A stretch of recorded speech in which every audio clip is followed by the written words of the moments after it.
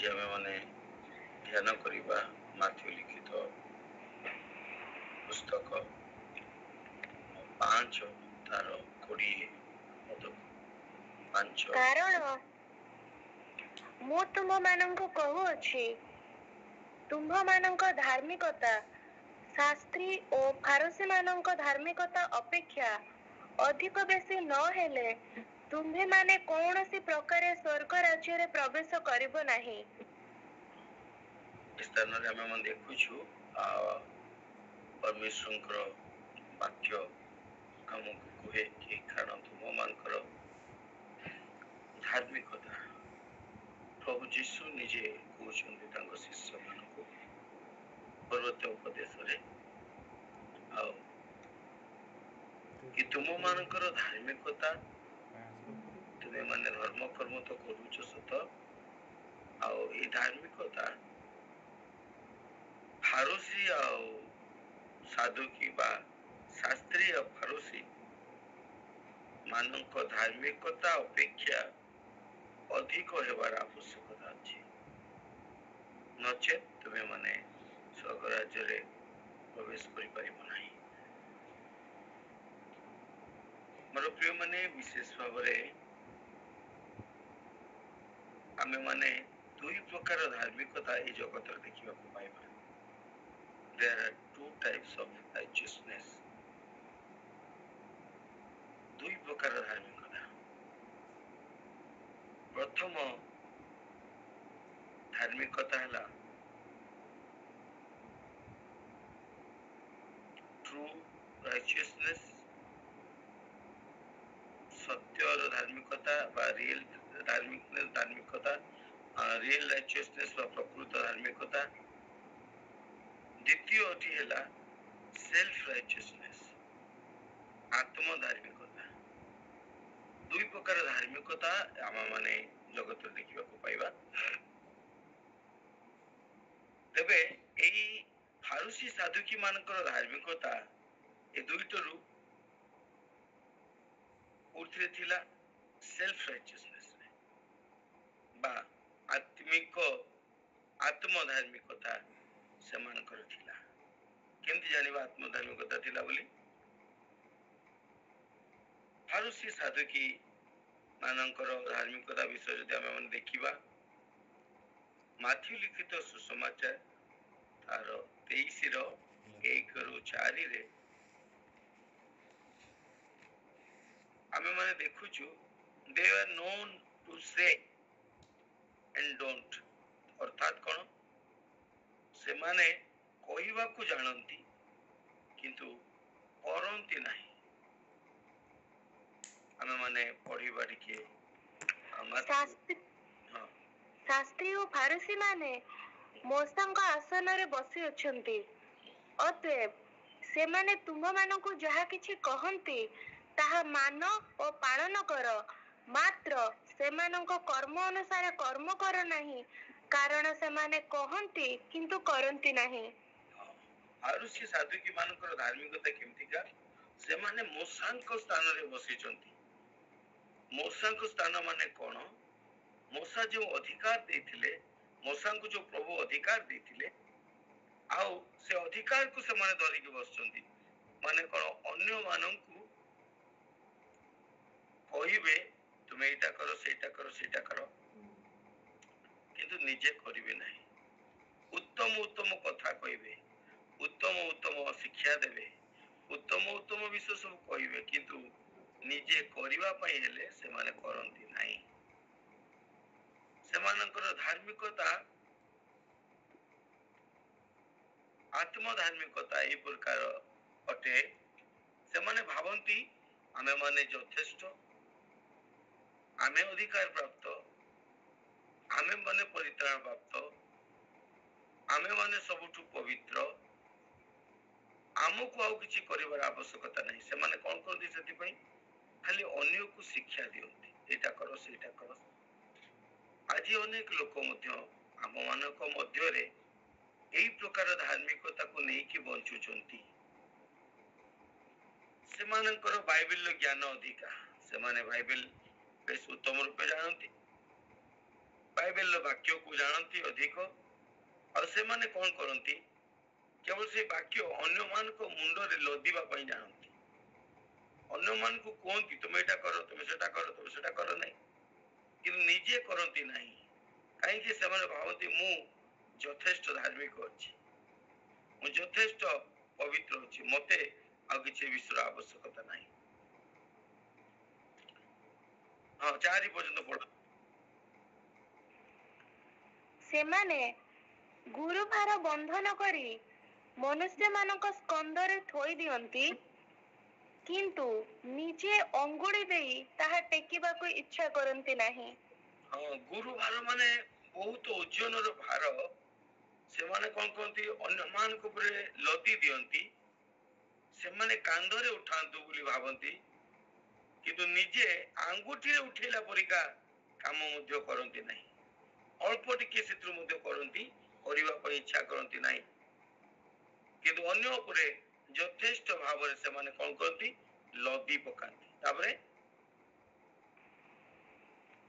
ସେମାନେ ଲୋକ ଦେଖେଇବା ପାଇଁ ଆପଣା ଆପଣାର ସମସ୍ତ କ୍ରିୟାକର୍ମ କରନ୍ତି କାରଣ ସେମାନେ ନିଜ ନିଜର କବଚ ପ୍ରଶସ୍ତ କରିଅଛନ୍ତି ଓ ବସ୍ତ୍ରର ଝୁମ୍ପା ବଡ଼ କରନ୍ତି ସେମାନେ କଣ କରନ୍ତି ନିଜେ ନିଜେ ସମସ୍ତ ବିଷୟ ଆଉ ତାଙ୍କର ବସ୍ତ୍ରର ଝୁମ୍ପାକୁ ବଡ଼ କରନ୍ତି ଆଉ ସେମାନେ କଣ କରନ୍ତି ଅନ୍ୟମାନଙ୍କୁ ଦେଖିବା ପାଇଁ ସମସ୍ତ କରନ୍ତି ସେମାନେ ଅନ୍ୟମାନଙ୍କୁ ଦେଖିବା ପାଇଁ ଆପଣା ଆପଣା ସମସ୍ତ କ୍ରିୟାକର୍ମ କରନ୍ତି ସେମାନେ ନିଜେ ନିଜେ ସେଥିପାଇଁ କଣ କରନ୍ତି ନିଜର କବଚକୁ ପ୍ରଶସ୍ତ କରନ୍ତି ଆଉ ବସ୍ତ୍ରର ଝୁମ୍ପାକୁ ସେମାନେ କଣ କରନ୍ତି ବଡ଼ କରନ୍ତି ଅର୍ଥାତ୍ ସେମାନେ ବସ୍ତ୍ରର ବର୍ଡରକୁ ସେମାନେ ବଡ଼ କରନ୍ତି ତାକି ସେମାନେ ଦେଖେଇବା ପାଇଁ ଚାହାନ୍ତି ଆମେମାନେ ଅଧିକାର ପ୍ରାପ୍ତ ଆମେମାନେ ପବିତ୍ର ଆମେମାନେ ଧାର୍ମିକ ସେ ସକଳ ବିଷୟ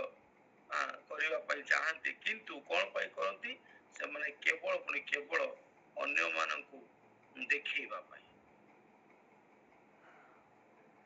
ସେମାନେ ଅନ୍ୟମାନଙ୍କୁ କେବଳ ଦେଖାନ୍ତି ସେମାନେ ନେତାବାଜି କରନ୍ତି ମାନେ ନେତୃତ୍ୱ ଦେଖାନ୍ତି ନିଜର ନେତୃତ୍ୱକୁ ଦେଖାନ୍ତି ନିଜର କବଚକୁ ଦେଖାନ୍ତି ଅର୍ଥାତ୍ ସେମାନେ ତାଙ୍କ ନେତୃତ୍ୱକୁ ଦେଖାନ୍ତି ଆଉ ତାଙ୍କର ଶାଢ଼ୀ ତାଙ୍କର କପଡ଼ାର ବର୍ଡର ଲାଇନକୁ ବହୁତ ବଡ଼ କରିକି ପିନ୍ଧନ୍ତି ତାକି ସେମାନେ ଯେମିତି ଅନ୍ୟମାନଙ୍କ ଠାରୁ ଜଣାଯିବେ କି ଏମାନେ ଧାର୍ମିକ ପବିତ୍ର ଆଉ ଏମାନେ କିଛି ସ୍ପେଶିଆଲ ବୋଲି କହିକି ମୋର ପ୍ରିୟ ମାନେ ଆଜି ଆମ ମାନଙ୍କ ମଧ୍ୟରେ ମଧ୍ୟ ଏ ପ୍ରକାର ବ୍ୟକ୍ତି ମାନେ ଆମେ ମାନେ ଦେଖିବାକୁ ପାଉଛୁ ହେଇଥାଇପାରେ ଆମ ମାନଙ୍କ ମଧ୍ୟରୁ କେହି ଅଛନ୍ତି କିନ୍ତୁ ପରମେଶ୍ୱର এই ପ୍ରକାର ଧାର୍ମିକତାକୁ ପସନ୍ଦ କରନ୍ତି ନାହିଁ ସେଥିପାଇଁ କହିଲେ ତୁମର ଧାର୍ମିକତା ସେମାନଙ୍କ ଠାରୁ ଅଧିକା ହେବା ଦରକାର ସେମାନେ କଣ କରୁଛନ୍ତି କଣ ନାହିଁ ସେଥିରେ ଜାୟଜ ନାହିଁ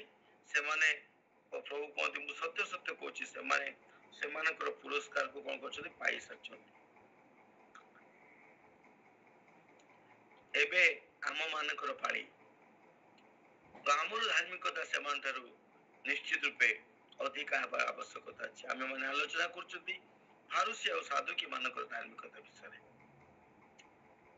ଦ୍ୱିତୀୟ ବିଷୟ ଦେଖିବା they are known to do things to be seen for men ଅର୍ଥାତ୍ ଅନ୍ୟକୁ ଦେଖେଇଲା ପରିକା କାର୍ଯ୍ୟ ସେମାନେ ଯଥେଷ୍ଟ କରିବା ଜାଣନ୍ତି ସେଇ 23ର 5, 6, 7 ଆଉ ତ ଟିକେ ପଢନ୍ତୁ ସେମାନେ ଲୋକ ଦେଖେଇବା ପାଇଁ ଆପଣା ଆପଣାର ସମସ୍ତ କ୍ରିୟାକର୍ମ କରନ୍ତି କାରଣ ସେମାନେ ନିଜ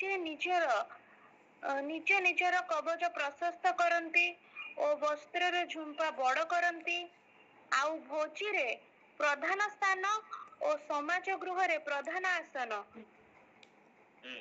ପୁଣି ହାଟ ବଜାରରେ ନମସ୍କାର ପାଇବାକୁ ଓ ଲୋକଙ୍କ ଦ୍ୱାରା ଗୁରୁ ବୋଲି ସମ୍ବୋଧିତ ହେବାକୁ ଭଲ ପାଆନ୍ତି ହାଲେଲୁୟା ଅନେକ ଆମ ମଧ୍ୟରେ ବି ଆମେ ମାନେ এই ପ୍ରକାର ଯଦି ଗୁଣ ରଖିଛୁ ମୋର ପ୍ରିୟ ମାନେ ଆମେ ମାନେ ସାବଧାନ ହେଇଯିବାର ଆବଶ୍ୟକତା ଅଛି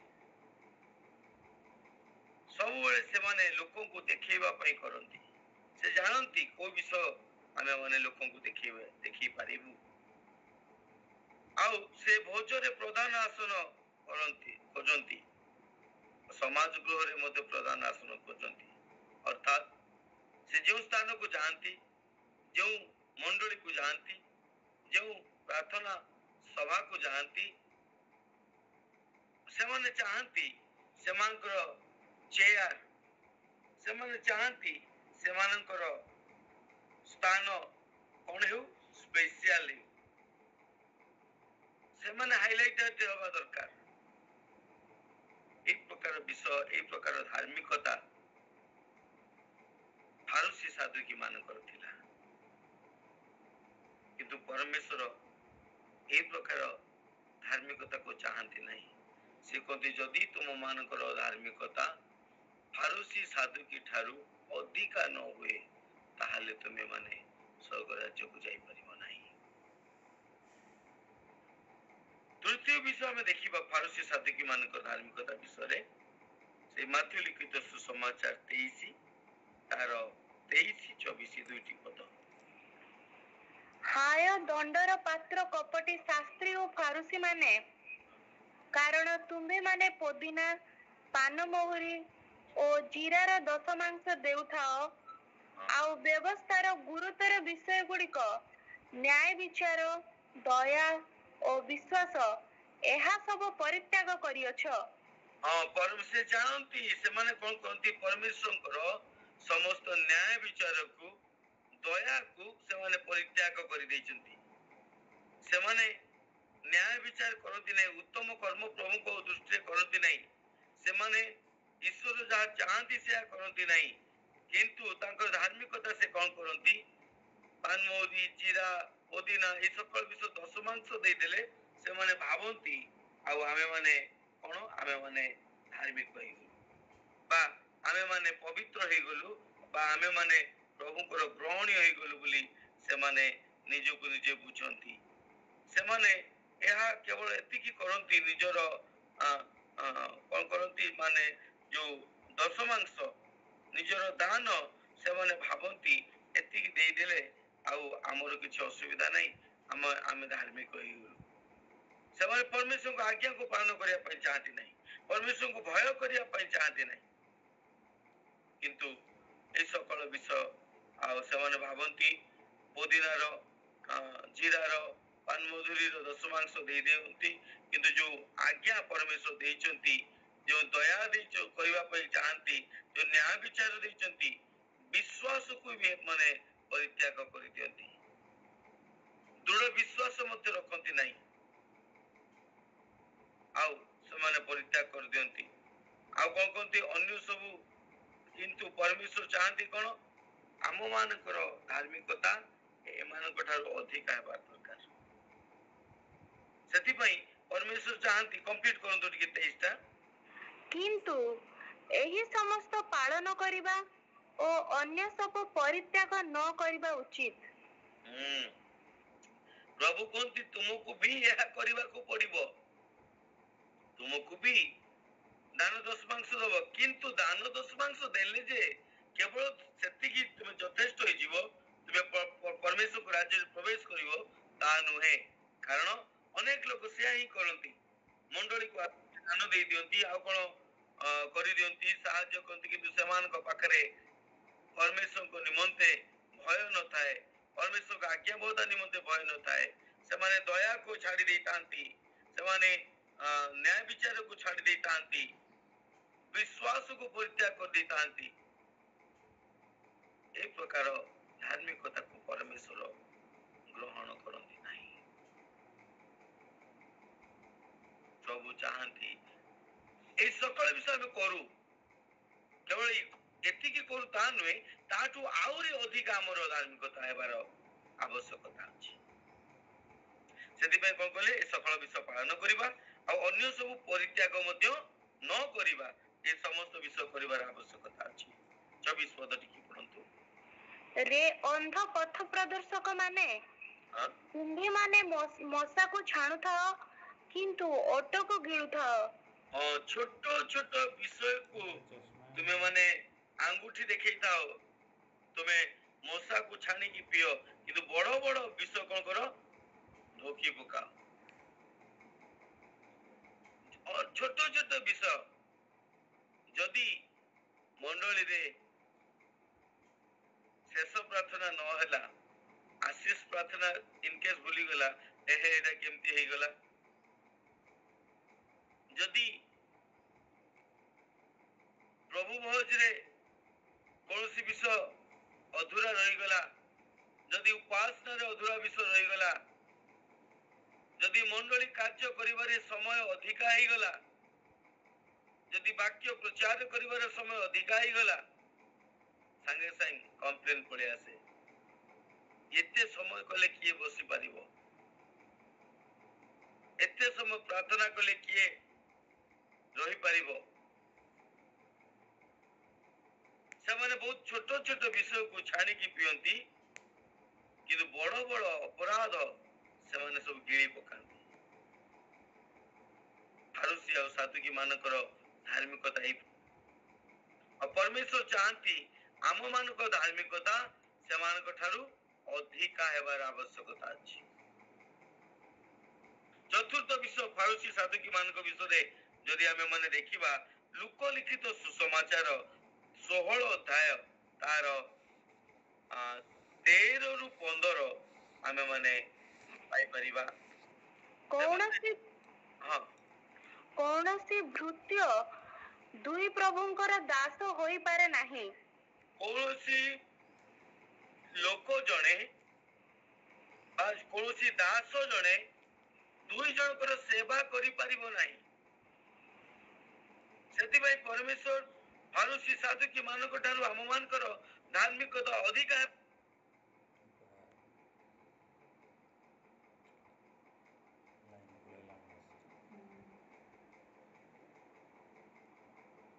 लोभी अटंती फारूसी साधुकी मानकर धार्मिकता एमितिका से माने दुई प्रभु सेवा करंती दुई प्रभु किए पढंतु टिके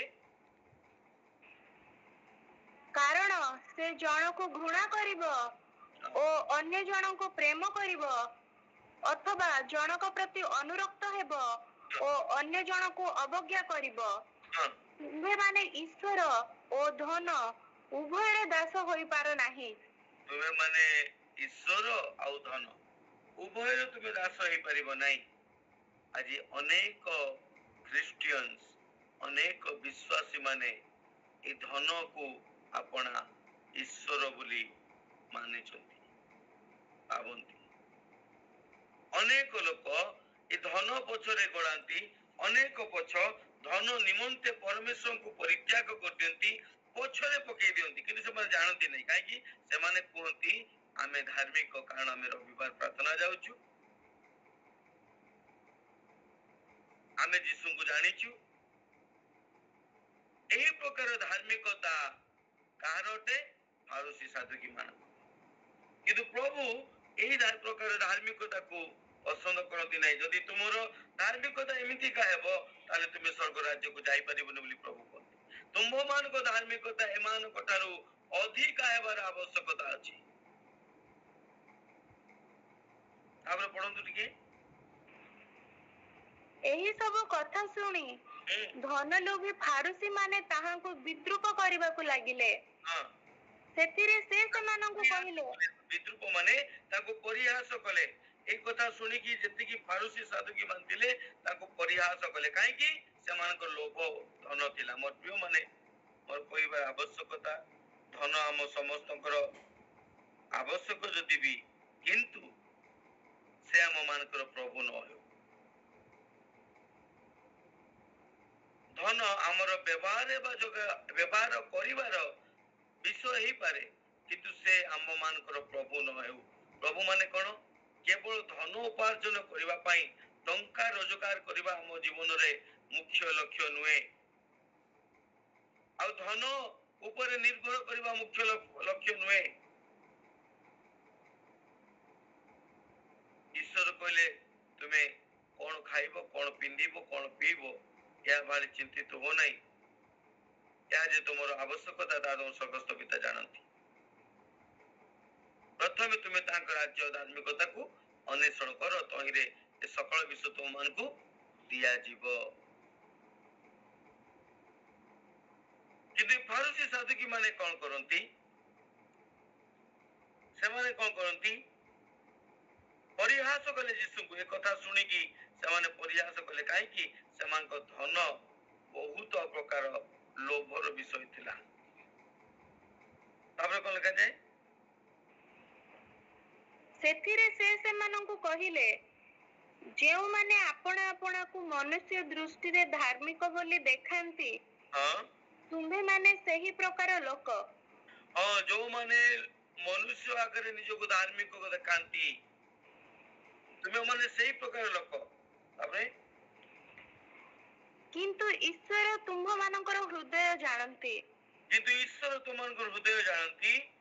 କାରଣ ଯାହା ମନୁଷ୍ୟମାନଙ୍କ ମଧ୍ୟରେ ଉଚ୍ଚୀକୃତ, ହଁ, ତାହା ଈଶ୍ୱରଙ୍କ ଦୃଷ୍ଟିରେ ଘୃଣିତ। ତା ଈଶ୍ୱରଙ୍କ ଦୃଷ୍ଟିରେ ଘୃଣିତ। ପ୍ରଭୁ ତାକୁ ଘୃଣା କରନ୍ତି। ମନୁଷ୍ୟ ଦୃଷ୍ଟିରେ ତୁମେ ଅଧିକା ଧନ ହେଲେ ଭାବିପାର ତୁମେ ଉଚ୍ଚ ସ୍ଥାନରେ ଅଛ ବୋଲି କହିକି, କିନ୍ତୁ ପ୍ରଭୁଙ୍କ ଦୃଷ୍ଟିରେ ତାହା ଘୃଣା ଯୋଗ୍ୟ ବିଷୟଟେ। ପରମେଶ୍ୱର ତାକୁ କଣ କରନ୍ତି? ଘୃଣା କରନ୍ତି। ମୋର ପ୍ରିୟ ମାନେ, ସେଥିପାଇଁ ଈଶ୍ୱରଙ୍କର ବାକ୍ୟ କୁହେ, ତୁମେ ମାନଙ୍କର ଧର୍ମ କର୍ମ ସବୁ ଫାରୁସୀ ଆଉ ସାଧୁକି ଠାରୁ ଅଧିକା ନହେଲେ ତୁମେ ମାନେ ସ୍ୱର୍ଗ ରାଜ୍ୟକୁ ଯାଇପାରିବ ନାହିଁ। ଏହି ପ୍ରକାର ଭାବରେ, ଏହି ପ୍ରକାର ଧାର୍ମିକତାକୁ ସେଲ୍ଫ ରାଇଚିୟସନେସ୍ ବୋଲି କୁହାଯାଏ। ଆତ୍ମ ଧାର୍ମିକତା ବୋଲି କୁହାଯାଏ। ଆଉ ଏହି ପ୍ରକାର ଧାର୍ମିକତା ପରମେଶ୍ୱର ପସନ୍ଦ କରନ୍ତି ନାହିଁ। ଯୋଉମାନେ କି ଅନ୍ୟକୁ ଖାଲି ବାକ୍ୟରେ ଗଦେଇ ପକଉଥିବେ, ତୁମେ କର, ତୁମେ ଏଟା କର, ତୁମେ ସେଟା କର, ଏମିତି ହେଲେ ସେମିତି ହବ, କିନ୍ତୁ ନିଜେ ପାଳନ କରୁନଥିବେ। ଯୋଉମାନେ ଅନ୍ୟମାନଙ୍କୁ ମଣିଷକୁ ଦେଖେଇବା ପାଇଁ ଧର୍ମକର୍ମ କରୁଥିବେ, ଯୋଉମାନେ ପରମେଶ୍ୱରଙ୍କର ଆଜ୍ଞାବହତାକୁ ନେଗ୍ଲେକ୍ଟ କରୁଥିବେ, ଅବହେଳା କରୁଥିବେ, ପରମେଶ୍ୱରଙ୍କ ବାକ୍ୟ ପାଳନ କରିବାକୁ ଅବହେଳା କରୁଥିବେ, କିନ୍ତୁ ଦାନ ଦଶମାଂଶ ଦଉଥିବେ। ଆଉ ସେମାନଙ୍କର ଧନ ଲୋଭ ପ୍ରବଳ, ନିଜକୁ ଧନୀ କରିବାର। ଅନେକ ଲୋକ କୁହନ୍ତି ନା, ମୁଁ ରାଜା, ମୁଁ ରାଜାର ପୁଅ, ରାଜା ହେବି। ଅନେକ ଲୋକ କୁହନ୍ତି ନା, ଯୀଶୁଙ୍କୁ ଜାଣିକି ଆଉ ମୁଁ ଦରିଦ୍ର ହେଇକି ମରିବିନି, ମୁଁ ପୁରା ରାଜା ହେଇକି ମରିବି, ମୁଁ ଏମିତି କରିବି, ସେମିତି କରିବି। ମୁଁ ଦରିଦ୍ର ହେଇକି ଥିଲି, କିନ୍ତୁ ମୁଁ ବହୁତ ପଇସାବାନ ହେବା ପାଇଁ ଚାହେଁ, ଧନବାନ ହେବା ପାଇଁ ଚାହେଁ। ଖ୍ରୀଷ୍ଟ ସେମାନଙ୍କୁ କୁହନ୍ତି, କୋକିଶିଆଳର ମୁଣ୍ଡ ଗୁଞ୍ଜିବାର ସ୍ଥାନ ଅଛି, ଆକାଶର ପକ୍ଷୀ ମାନଙ୍କର ବସା ଅଛି, କିନ୍ତୁ ମନୁଷ୍ୟ ପୁତ୍ରଙ୍କର ମୁଣ୍ଡ ଗୁଞ୍ଜିବାର ସ୍ଥାନ ନାହିଁ। ପ୍ରଭୁ କହିଲେ, ଯିଏ ମୋର ଅନୁଗମନ କରେ, ସେ ପ୍ରଥମ ବିଷୟ ନିଜକୁ ଅସ୍ୱୀକାର କରୁ, ତାପରେ ଆପଣା କ୍ରୁଶ ବହନ କରିକି ମୋ ପଛରେ ଚାଲୁ। ମୋର ପ୍ରିୟ ମାନେ, এই ପ୍ରକାର ଧାର୍ମିକତା ଆତ୍ମ ଧାର୍ମିକତାକୁ ବୁଝାଇଥାଏ। ସେଥିପାଇଁ ପରମେଶ୍ୱର କୁହନ୍ତି, ତୁମମାନଙ୍କର ଧର୍ମକର୍ମ ସବୁ ଏ ଫାରୁସୀ ଓ ସାଧୁକୀ ମାନଙ୍କ ଠାରୁ ଅଧିକା ହେବାର ଆବଶ୍ୟକତା ଅଛି, ନହେଲେ ତୁମେ ମାନେ ସ୍ୱର୍ଗ ରାଜ୍ୟରେ ପ୍ରବେଶ କରିପାରିବ ନାହିଁ। ତେବେ what is the difference between self righteousness and the true righteousness? ପ୍ରକୃତ ଧାର୍ମିକତା ଆଉ ଆତ୍ମ ଧାର୍ମିକତା ଭିତରେ ତେବେ ପାର୍ଥକ୍ୟ କଣ ଅଛି ଆମେ ମାନେ ଦେଖିବା। ସାଧାରଣ ଭାବରେ 7ଟି ବିଷୟ ମୁଁ ଚିନ୍ତା କରୁଥିଲି, ଦୁଇଟି ଭିତରେ ପାର୍ଥକ୍ୟ ଈଶ୍ୱରଙ୍କର ବାକ୍ୟ ଅନୁଯାୟୀ। ଆତ୍ମ ଧାର୍ମିକତା ଆଉ ସତ୍ୟ ଧାର୍ମିକତା ବା ଈଶ୍ୱରଙ୍କ ଧାର୍ମିକତା, ଯାହା ରିଏଲ ରାଇଚିୟସନେସ୍, ଯାହା ତା ଭିତରେ ପାର୍ଥକ୍ୟ କଣ ଅଛି। ପ୍ରଥମ ବିଷୟ ଆମେ ଦେଖିବା, ସେଲ୍ଫ ରାଇଚିୟସନେସ୍ ବା ଆତ୍ମ ଧାର୍ମିକତା କଣ କରେ? ଏହା ନିଜକୁ ଖୁସି କରିବା ପାଇଁ ଚେଷ୍ଟା କରେ। ଯେତେବେଳେ ଆମେ ଦେଖିବେ, ଯେତେବେଳେ ଆମେ ମାନେ ପ୍ରଭୁଙ୍କୁ ଜାଣିନଥିଲେ ଆଉ ଆମ ଘରେ ଯଦି କିଛି ଆମେ ମାନେ କଣ କରୁଥିଲେ କରୁଥିଲେ ମାନେ ଧର୍ମ କର୍ମର କାର୍ଯ୍ୟ କରୁଥିଲେ ଅନେକ ସମୟରେ ଆମେ ମାନେ ଖାଇବା ପିଇବା କାମ ମଧ୍ୟ କରିଥାନ୍ତି। ଆଉ ଯେତେବେଳେ ଲୋକମାନେ ସେଇ ଆମର ଧର୍ମ କର୍ମ କାର୍ଯ୍ୟ ମଧ୍ୟରେ ଲୋକମାନେ ଖାଉଥିବେ ଆମକୁ ଅତ୍ୟନ୍ତ ଖୁସି ଲାଗେ। ଦେଖିବେ ଅନେକ ଲୋକ ଯେତେବେଳେ ଧର୍ମ କର୍ମ କରିବା ପାଇଁ ଚାହାନ୍ତି ଯେତେବେଳେ ଭୋଜି ଭାତ ହଉଥିବ ଚେଷ୍ଟା କରନ୍ତି ନିଜେ ବାଢିକି ଦବା ପାଇଁ। କାହିଁକି? ଏଥିପାଇଁ ସେମାନେ ଭାବନ୍ତି ଏହି ସେଲ୍ଫ ଧାର୍ମିକତା ବା ଆତ୍ମ ଧାର୍ମିକତାରେ ନିଜକୁ ଖୁସି କରିବା ପାଇଁ। ଦେଖ ଦେଖ ଏତେ ବଡ ଲୋକ ନିଜର ଭୋଜିରେ କଣ କରୁଛି ନିଜେ ଲୋକମାନଙ୍କୁ ବାଢି ବାଢିକି ଦଉଛି, ତାର ବହୁତ ଖୁସି। ଅନେକ ସମୟରେ ଏହି ସକଳ କାର୍ଯ୍ୟ କଲା ପରେ ନିଜକୁ ଆନନ୍ଦ ଲାଗିଥାଏ, କିନ୍ତୁ ମୋର ପ୍ରିୟ ମାନେ ଏହା ଆତ୍ମ ଧାର୍ମିକତା ଅଟେ। ଆଉ ଏ ପ୍ରକାର ଧାର୍ମିକତା ପରମେଶ୍ୱର ପସନ୍ଦ କରନ୍ତି ନାହିଁ। କାହିଁକି? ପ୍ରଭୁ କୁହନ୍ତି ତୁମର ଦକ୍ଷିଣ ହସ୍ତ ଯାହା ଦେଉଛି ତୁମ ବାମ ହସ୍ତ ତା ନ ଜାଣୁ। କିନ୍ତୁ ଆମ୍ଭେ ଅନେକ ସମୟରେ କଣ କରୁ, ଯେତେବେଳେ ଲୋକମାନେ ଦିଅନ୍ତି ସେ ସମୟରେ ମୋବାଇଲ ଧରିକି କଣ କରନ୍ତି ସେଲଫି ନିଅନ୍ତି। ତା ତଳେ ପୁଣି ବଡ ବଡ ଅକ୍ଷର ବି ଲେଖାଯିବେ ଆଜି ଅମକେଇ ଜାଗାରେ ଅମକେଇଟି କମ୍ବଳ ଆମକୁ ବାଣ୍ଟିଲୁ, ଏତେ ସାହାଯ୍ୟ କଲୁ, ଏତେ ପକେଟ ଖାଇବା ପାଇଁ ଆମେ ଦେଲୁ। ମୋର ପ୍ରିୟ ମାନେ ଯଦି ଜଣକୁ ଆମେ ଖାଇବାକୁ ଦଉଛନ୍ତି ଆଉ ଯଦି ସମସ୍ତ ସାମ୍ନାରେ କହୁଛନ୍ତି ମୁଁ ଆକୁ ଖାଇବାକୁ ଦେଲି, ଥରେ ଚିନ୍ତା କରନ୍ତୁ କଣ ଏହା ସେ ଲୋକକୁ ସନ୍ତୁଷ୍ଟି ଲାଗିବ କି ଯିଏ ଲୋକଟି ଖାଇଥିବ? ଏହା ହେଲା ଆତ୍ମ ଧାର୍ମିକତା। ଅନେକ ସମୟରେ ଆମେ ମାନେ ଯେତେବେଳେ କିଛି ଧର୍ମ କର୍ମ କରିଦଉ ନିଜକୁ ସନ୍ତୁଷ୍ଟି ଲାଗେ, ଏହା ହେଲା ଆତ୍ମ ଧାର୍ମିକତା। ଏହା ସବୁବେଳେ ନିଜକୁ ଖୁସି କରିବା ପାଇଁ ଚେଷ୍ଟା କରେ। କିନ୍ତୁ ଯାହା ଟ୍ରୁ ରାଇଚିୟସନେସ୍, ଯାହା ପ୍ରକୃତ ଧାର୍ମିକତା, ସେ କଣ କରେ? ନିଜକୁ ନୁହେଁ ମାତ୍ର ମୁଁ ପରମେଶ୍ୱରଙ୍କୁ ଖୁସି କରେଇବି। ପ୍ରକୃତ ଧାର୍ମିକତା ସବୁବେଳେ ନିଜକୁ ନୁହେଁ ମାତ୍ର ଈଶ୍ୱରଙ୍କୁ ଖୁସି କରେଇବା ପାଇଁ ଚେଷ୍ଟା କରେ, ଈଶ୍ୱରଙ୍କୁ ଖୁସି କରିବା ପାଇଁ କାର୍ଯ୍ୟ କରେ, ନା କି ନିଜକୁ ଖୁସି କରିବା ପାଇଁ। ଦ୍ୱିତୀୟ ବିଷୟ ଆମେ ମନେ ଦେଖିବା, ଆତ୍ମ ଧାର୍ମିକତା କଣ କରେ? ନିଜକୁ ସନ୍ତୁଷ୍ଟି ଆଣେ। ଯେତେବେଳେ ଆମେ ମାନେ ଧର୍ମ କର୍ମ କରିଥାଉ ଲୋକମାନେ ଦେଖିବେ ରକ୍ତ ଦେବା ପାଇଁ ରକ୍ତଦାନ ଶିବିରରେ ଥିବେ ଆଉ ଏମିତି ପମ୍ପିଂ କରୁଥିବେ ଆଉ ସେଇ ସମୟରେ ଫଟୋ ଉଠେଇକି କୋଉଠି ପକେଇବେ? ସୋସିଆଲ ମିଡିଆରେ। କାହିଁକି? ମୁଁ ବ୍ଲଡ ଡୋନେଟ କରିକି ଆସିଛି। ଅନେକ ସାରା ବିଷୟ ଏମିତି ଆକ୍ଟିଭିଟିଜ ଯାକ ଅଛି,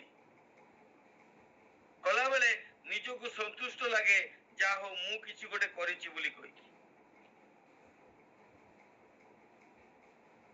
କିନ୍ତୁ ମୋର ପ୍ରିୟ ମାନେ ଯାହା ପ୍ରକୃତ ଧାର୍ମିକତା ସେ ସବୁବେଳେ ଚେଷ୍ଟା କରେ ମୁଁ ମୋ ପରମେଶ୍ୱରକୁ କିପରି ସନ୍ତୁଷ୍ଟ କରିବାକୁ ପାରିବି। ହାଲେଲୁୟା।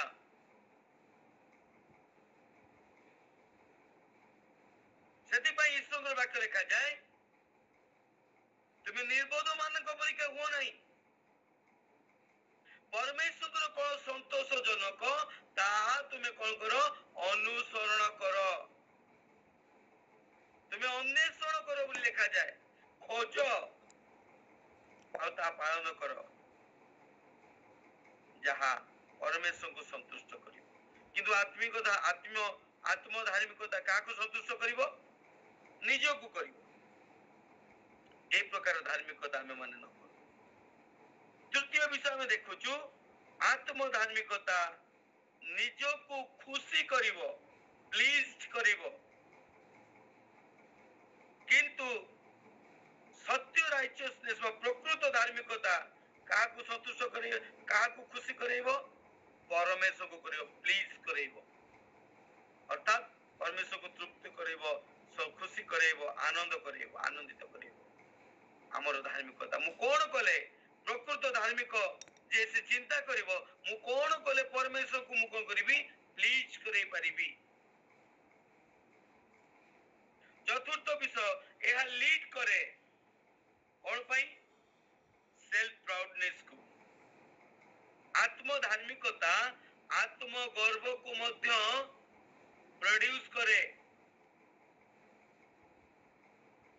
ଯୋଉମାନେ ନିଜକୁ ଆତ୍ମ ଧାର୍ମିକତା ବୋଲି କୁହନ୍ତି ସେମାନଙ୍କ ଭିତରେ ଗର୍ବ ଆସିଯାଏ, ଅହଙ୍କାର ଆସିଯାଏ। ମନେ ପକେଇବା ବାଇବେଲରେ ସେ ଘଟଣା ଉପରେ ଜଣେ ଦୁଇ ଜଣ ଗୋଟେ ସ୍ଥାନରେ ଦୁଇ ଜଣ ଅଛନ୍ତି, ଜଣେ ଫାରୁସୀ ଆଉ ଜଣେ ପରଗ୍ରାହୀ। ଫାରୁସୀ ଜଣକ ପ୍ରାର୍ଥନା କରୁଛନ୍ତି, ପ୍ରଭୁ ମୁଁ ତୁମର ଧନ୍ୟବାଦ କରୁଛି, ମୁଁ ଉପବାସ କରୁଛି, ମୁଁ ଦାନ ଦଉଛି, ମୁଁ ପ୍ରାର୍ଥନା କରୁଛି, ମୁଁ ପବିତ୍ର ତା ଜୀବନ କାଟୁଛି, କିନ୍ତୁ ଏଇ କରଗ୍ରାହୀକୁ ଦେଖ, ୟା ପରିକା ମୁଁ ନୁହେଁ। ଆତ୍ମ ଧାର୍ମିକତା ଆତ୍ମ ଗର୍ବରେ କନଭର୍ଟ ହେଇଯାଏ। ଆତ୍ମ ଧାର୍ମିକତାରୁ ଆତ୍ମ ଗର୍ବ ପ୍ରଡ୍ୟୁସ ହୁଏ, ଜନ୍ମ ନିଏ। ଯେତେବେଳେ ଆମେ ମାନେ ଆତ୍ମ ଧାର୍ମିକ ହେଇଯିବା ସେତେବେଳେ ଆମ ଜୀବନରେ ଅନେକ ସମୟରେ ଆମକୁ ଗର୍ବ ଅହଙ୍କାର ପଳେଇ ଆସେ। ଯେତେବେଳେ ପ୍ରଭୁଙ୍କ ପାଇଁ ଆମେ କିଛି କରୁଥିବା ସେତେବେଳେ ବାହାବା ଆମକୁ ଦରକାର ପଡେ, ମୁଁ ବୋଲି କହିକି।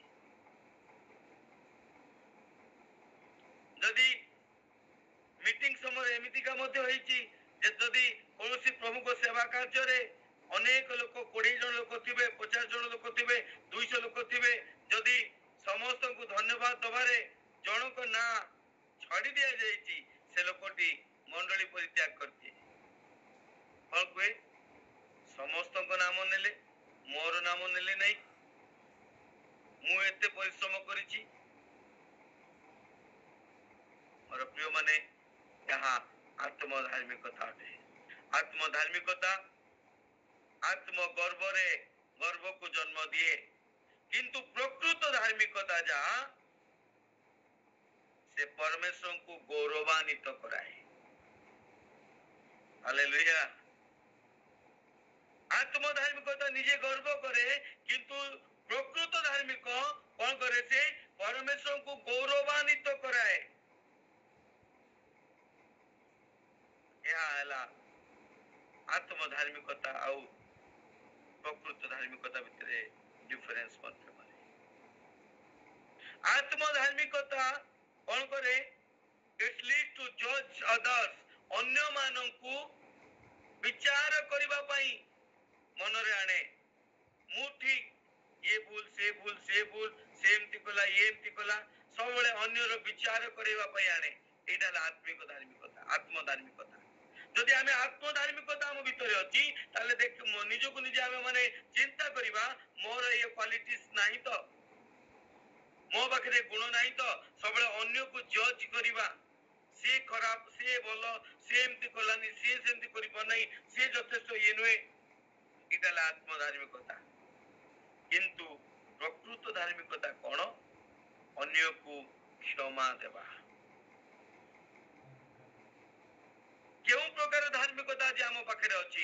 ଅନ୍ୟକୁ କ୍ଷମା ଦେବାର ଧାର୍ମିକତା ଅଛି ନା ଅନ୍ୟକୁ ବିଚାର କରିବାର ଧାର୍ମିକତା ଅଛି? ଆମେ ନିଜେ ନିଜେ ଜାଣି ପକେଇବା ଏ ମାପଦଣ୍ଡ ଅନୁଯାୟୀ ମୋ ପାଖରେ କେଉଁ ପ୍ରକାର ଧାର୍ମିକତା ଅଛି। ସପ୍ତମ ବିଷୟ, ଆତ୍ମ ଧାର୍ମିକତା ସବୁବେଳେ ଚିନ୍ତା କରେ ଜଗତ ମୋ ବିଷୟରେ କଣ ଭାବୁଛି। ମୁଁ ଭଲ ପ୍ରଚାର କରୁଛି, ମୁଁ ଭଲ ଗୀତ ଗାଉଛି, ମୁଁ ଧର୍ମ କର୍ମ କରୁଛି, ମୁଁ ସାମାଜିକ କାର୍ଯ୍ୟ କରୁଛି ବା କରିକି ସୋସିଆଲ ମିଡିଆରେ ପକଉଛି। ଅନେକ ସାରା ବିଷୟ କଲା ପରେ ସେମାନେ ଭାବନ୍ତି, ଯାହା ପାଖରେ ଆତ୍ମ ଧାର୍ମିକତା ଥିବ ସେ ସବୁବେଳେ ଚିନ୍ତା କରିବ ମଣିଷ ମୋ ବିଷୟରେ କଣ ଚିନ୍ତା କରୁଛି। ଲୋକମାନେ ମତେ କଣ କହୁଛନ୍ତି, କିନ୍ତୁ ମୋର ପ୍ରିୟ ମାନେ ଯାହା ରିଏଲ ରାଇଚିୟସନେସ୍ ବା ପ୍ରକୃତ ଧାର୍ମିକତା, ସେ ସବୁବେଳେ ଚିନ୍ତା କରିବ ପରମେଶ୍ୱର ମୋ ବିଷୟରେ କଣ ଭାବୁଛନ୍ତି, କଣ ଆଜି ମୁଁ ପରମେଶ୍ୱରଙ୍କୁ ସନ୍ତୁଷ୍ଟ କଲା ପରି କାର୍ଯ୍ୟ କରିଛି କି, କଣ ଆଜି ମୁଁ ପରମେଶ୍ୱରଙ୍କୁ ସନ୍ତୁଷ୍ଟ କଲା ପରି ଉପାସନା କରିଛି କି, ଆଜି ମୁଁ ପରମେଶ୍ୱରଙ୍କୁ ସନ୍ତୁଷ୍ଟ କରିବା ପାଇଁ ବାକ୍ୟ ପ୍ରଚାର କରିଛି କି, ଆଜି ମୁଁ ପରମେଶ୍ୱରଙ୍କୁ ସନ୍ତୁଷ୍ଟ କରିବା ପାଇଁ ଦାନ ଦେଇଛି କି, ମୋର କର୍ମ ଦ୍ୱାରା ପରମେଶ୍ୱର ମୋ ବିଷୟରେ କଣ ଭାବୁଛନ୍ତି, କାହିଁକି ପରମେଶ୍ୱର ଅନ୍ତଃକରଣକୁ ଦେଖନ୍ତି। ମୋର ପ୍ରିୟ ମାନେ, ଏହି ପ୍ରକାର ଧାର୍ମିକତା ପ୍ରକୃତ ଧାର୍ମିକତା ଅଟେ। ଯଦି ଆମେ ପରମେଶ୍ୱରଙ୍କ ନିମନ୍ତେ କ୍ଷୁଧିତ ହେବା, ପରମେଶ୍ୱର ମୋ ବିଷୟରେ କଣ ଭାବୁଛନ୍ତି, ଆଉ ଯଦି ଆମେ ମାନେ ଚିନ୍ତା କରୁଛୁ ଆଜି ବି ଲୋକମାନେ ମତେ କଣ କହୁଛନ୍ତି, ଲୋକମାନେ କଣ ବିଷୟ ମତେ ଚିନ୍ତା କରିବେ, ତାହେଲେ ଆଜି ପର୍ଯ୍ୟନ୍ତ ଆମେ ମାନେ ଆତ୍ମଧାର୍ମିକତାରେ ଅଛୁ। ଆମେ ମନୁଷ୍ୟକୁ ଖୁସି କରିବା ପାଇଁ ଚାହୁଁ, ଜଗତକୁ ଖୁସି କରିବା ପାଇଁ ଚାହୁଁ, କିନ୍ତୁ ପ୍ରକୃତ ଧାର୍ମିକତା ପରମେଶ୍ୱରକୁ ଖୁସି କରିବା ପାଇଁ ଚାହେଁ। ମୋର ପ୍ରିୟ ମାନେ, ତେବେ କେଉଁ ପ୍ରକାର ଧାର୍ମିକତା ଆଜି ଆମ ଭିତରେ ଅଛି? ପ୍ରକୃତ ଧାର୍ମିକତା ଜଷ୍ଟିସେବୁଲ ଅଟେ, ନ୍ୟାୟ ବିଚାର କରୁଥିବା ବ୍ୟକ୍ତି ଜଣେ ଅଟେ। ପ୍ରକୃତ ଧାର୍ମିକତା ରୁଟେଡ ଇନ୍ ସ୍ପିରିଚୁଆଲିଟି, ତାର ମୂଳ ଦୁଆ, ତାର ଚେର କୋଉଥିରେ ଥିବା ଦରକାର? ଆତ୍ମାରେ, ଆତ୍ମିକତାରେ ତାର ଚେର ମାରିଥିବା ଦରକାର। ପ୍ରକୃତ ଧାର୍ମିକତା କଣ ଅଟେ? ତାର କ୍ୟାରେକ୍ଟର ଦ୍ୱାରା କଣ ଥିବା ଦରକାର? ତାର ଚରିତ୍ର କେମିତି ଥିବା ଦରକାର? ପିଓର ଥିବା ଦରକାର, ଶୁଚି ଥିବା ଦରକାର, ଶୁଦ୍ଧ ଥିବା ଦରକାର। ପ୍ରକୃତ ଧାର୍ମିକତା ବ୍ୟକ୍ତି ମଧ୍ୟରେ ଇଣ୍ଟିଗ୍ରିଟି ଥିବା ଦରକାର, ବିଶ୍ୱସ୍ତତା ରହିଥିବାର ଆବଶ୍ୟକତା ଅଛି। ତେବେ ମୋର ପ୍ରିୟ ମାନେ, କେଉଁ ପ୍ରକାର ଧାର୍ମିକତା ଯେ ଆମ ଭିତରେ ଅଛି, କେଉଁ ପ୍ରକାର ଆମେ ମାନେ ଧାର୍ମିକ ଜୀବନ କାଟୁଛନ୍ତି? କଣ ଆମ ଭିତରେ ବିଶ୍ୱସ୍ତତା ଅଛି କି? ପରମେଶ୍ୱରଙ୍କ ନିମନ୍ତେ, ପରିବାର ଜନ ନିମନ୍ତେ କଣ ଆମେ ବିଶ୍ୱସ୍ତ କି? ପରସ୍ପର ପ୍ରତି କଣ ଆମେ ବିଶ୍ୱସ୍ତ କି? ଯଦି ନ ହଉ, ତାହେଲେ ଆମ ଭିତରେ କୋଉ ପ୍ରକାର ଧାର୍ମିକତା ଅଛି? ସେଇ ଫାରୁସି ଆଉ ସାଧୁକୀ ମାନଙ୍କ ମତରେ ଯୋଉ ଧାର୍ମିକତା। ଯଦି ଆଜି ବି ଆମର ଧନ ଲୋଭ ଅଛି, ଆଜି ବି ଆମେ ମାନେ ଧନ ପଛରେ ଗୋଡେଇବା ପାଇଁ ପସନ୍ଦ କରୁ, ବା ଆଜି ବି ଆମେ ସବୁଠୁ ରିଚେଷ୍ଟ ପର୍ସନ ହବା ପାଇଁ ଚେଷ୍ଟା କରୁ, ମୋର ପ୍ରିୟ ମାନେ, ତାହେଲେ ଆଜି ବି ଆମ ଭିତରେ କୋଉ ପ୍ରକାର ଧାର୍ମିକତା ଅଛି? ସେ ଫାରୁସି ଆଉ ସାଧୁକୀ ମାନଙ୍କର। ସେଥିପାଇଁ ପରମେଶ୍ୱର କଣ କୁହନ୍ତି? এই ପ୍ରକାର ଧାର୍ମିକତା ଥିବା ଲୋକ ସ୍ୱର୍ଗ ରାଜ୍ୟରେ ପ୍ରବେଶ କରିପାରିବ ନାହିଁ। ତେବେ ମୋ ପ୍ରିୟ ମାନେ, ଆଜିର ବିଷୟ କଣ? ପ୍ରକୃତ ଧାର୍ମିକତା, ଦ ଟ୍ରୁ ରାଇଚିୟସନେସ୍। କଣ ପ୍ରକୃତ ଧାର୍ମିକତା? ପରମେଶ୍ୱର କେମିତିକା ଧାର୍ମିକତା ଆମ ଜୀବନରେ ଚାହାନ୍ତି? ଆମେ ମାନେ ଦେଖିଲୁ ଦୁଇ ପ୍ରକାର ଧାର୍ମିକତା ଅଛି। କେଉଁ ଧାର୍ମିକତା ଆମ ଭିତରେ ଅଛି, ଆମେ ଆଜି ଆମେ ମାନେ ଖୋଜିବା, ଆଜି ଆମେ ମାନେ ଚିନ୍ତା କରିବା କେଉଁ ପ୍ରକାର ଧାର୍ମିକତା ମୋ ଭିତରେ ଅଛି। କଣ ଆତ୍ମ ଧାର୍ମିକତା ମୁଁ ଆଜି ବି ଧରିକି ବସିଛି? କଣ ଅନ୍ୟକୁ ଖାଲି ବୁଝେଇବା ପାଇଁ, ଅନ୍ୟକୁ କହିବା ପାଇଁ ମୁଁ ସବୁବେଳେ ପ୍ରସ୍ତୁତ, ନିଜେ ପାଳନ କରିବା ପାଇଁ ନୁହେଁ? କଣ ଅନ୍ୟକୁ ବିଚାର କରିବା ପାଇଁ, ନିଜର ବିଚାର କରିବା ପାଇଁ ନୁହେଁ? କଣ ଆଜି ବି ଧନ ପଛରେ ମୁଁ ଗୋଡଉଛି? କଣ ଆଜି ବି ଜଗତ ଲୋକ ମତେ କେମିତି କହିବେ ମୁଁ ସେଇ ବିଷୟ ଖୋଜୁଛି? କଣ ଆଜି ବି ମୋ ପାଖରେ ଆତ୍ମ ଗର୍ବ ଅଛି? କଣ ଆଜି ବି ମୁଁ ପ୍ରଧାନ ଆସନ ଖୋଜୁଛି? ନା, ମୁଁ ପରମେଶ୍ୱରଙ୍କୁ ସନ୍ତୁଷ୍ଟ କରିବା ପାଇଁ ଚାହୁଁଛି। ଯଦି आत्मधार्मिकता थी ताले केबे आमे परमेश्वर को संतुष्ट करिया पय चाहबानी आमे निजो को संतुष्ट करिया पय चाहबा आमे जगत को संतुष्ट करिया पय चाहबा मार प्रिय माने आज ए विषय को दिन सारा आमे माने चिंतन करिबा ताकि मोर धार्मिकता फारूसी साधु ठार अधिक हेबार आवश्यकता अछि ए समस्त विषय करिबा पुणी आउरी अधिका करिबा पय परमेश्वर कोंती तुमे से सकल विषय करो पुणी कोन करो तथारु आउरी कोन करो अधिका करो फारूसी साधु की माने जा करंती तुमे से करो केवल सेति कि नुई ता ठारु कोन करो आउरी तुमे अधिका करिवार आवश्यकता अछि तुम धार्मिकता यदि से प्रकार न हुए ताले तुमे स्वर्ग राज्य रे प्रवेश कर परिबो नाही आमे अन्य को संतुष्ट करिया पय नुई आमर धार्मिकता परमेश्वर को संतुष्ट करिवार आवश्यकता अछि आमेन तेबे आसो मोर प्रिय माने आमे माने प्रार्थना करिबा आमे माने फारूसी साधु की मानक परीक्षा धार्मिक हेबा नाही आमे माने ईश्वर को तुल्य हेबा ख्रीष्ट को तुल्य हेबा से हम ठार कोन चाहंती से प्रकार पवित्र जीवन काटिबा द्वारा तांकर आज्ञा भय हेबा द्वारा तांको संतुष्ट करिया पई सब बेले चिंता करिबा द्वारा ई सकल विषय आमे प्रकृत धार्मिकतार परिचय दे परिबा आमे अन्यर विचार करिबा नाही निजे निजर विचार करिबा ईश्वर वाक्य लिखा जाए यदि तुम निजे निजर विचार करू तांतो तारे अन्यर विचार करंतो नाही आमे निजे निजर विचार करू नाउ सेति पई आमे माने अन्यर विचार करछु से भलो से खराब से मंद प्रिय माने आसु आमे माने चक्षु बंद करिबा और प्रार्थना करिबा thank you Lord hallelujah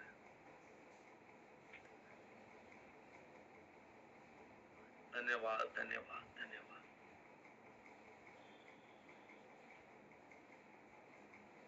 thank you father प्रभु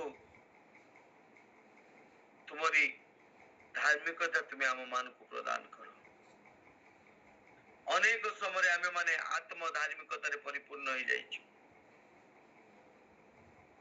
आमको संतुष्ट कला परि आमे माने कार्य करी आमे भाबुछु मु धर्म कर्म करूछि बोली मात्र तुम निमंते क्षुधित तृषित एवा पई जे तुमे चाहिता तुमको संतुष्ट कला परि चाहिता फारूसी साधु की माने बड़ बड़ आसन खोजंती मात्र प्रभु कहले मु सेवा पाइबा पई नुए सेवा करिबा पई आसी अछि आम मान को धार्मिकता सेवा पाइबा पई नुए सेवा करिबा निमंते हमर धार्मिकता हेबार आवश्यकता अछि मनुष्य मान को संतुष्ट कला परिका में धर्म कर्म न करू मात्र परमेश्वर को संतुष्ट करिया पई हमर धर्म कर्म हेबार आवश्यकता अछि